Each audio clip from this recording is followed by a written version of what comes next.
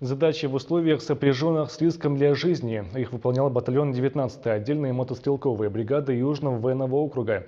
Личный состав спецподразделения в составе российских войск Сирии обеспечивал правопорядок на освобожденной от боевиков территории.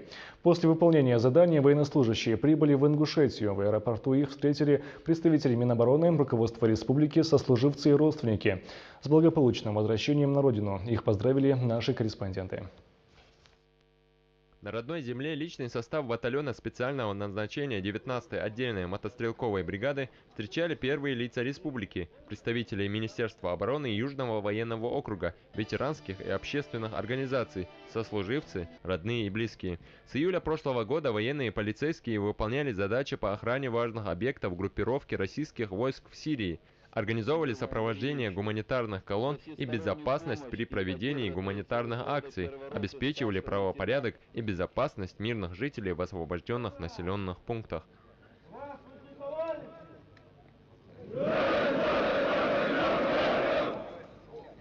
Начальник управления военной полиции Министерства обороны России генерал-лейтенант Владимир Ивановский отметил, что выполнение задач батальоном военной полиции в большинстве случаев осуществлялось в условиях, сопряженных с риском для жизни. Он также подчеркнул, что руководством Минобороны дана высокая оценка работе батальона. В этих условиях вы сумели успешно выполнить самую главную поставленную перед командованием задачи, а именно сохранить жизни, здоровье военнослужащих и в полном составе вернуться на родину. Глава субъекта, в свою очередь, поблагодарил военнослужащих за безукоризненную службу и выразил уверенность, что опыт, приобретенный в ходе выполнения боевых задач, будет использован подразделениями в дальнейшей службе. Пройдет 100 лет, и про вас также будут говорить, как вы выполняли задачи Сирийской Арабской Республики.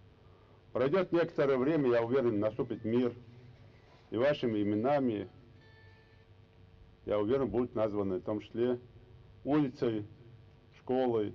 Всему личному составу батальона военной полиции были вручены государственные и ведомственные награды. Не была забыта и семья Рамзана Героева, погибшего при крушении в Сирии военно-транспортного самолета. Отцу прапорщика вручили ключи от трехкомнатной квартиры в микрорайоне Юбилейный в Назрани.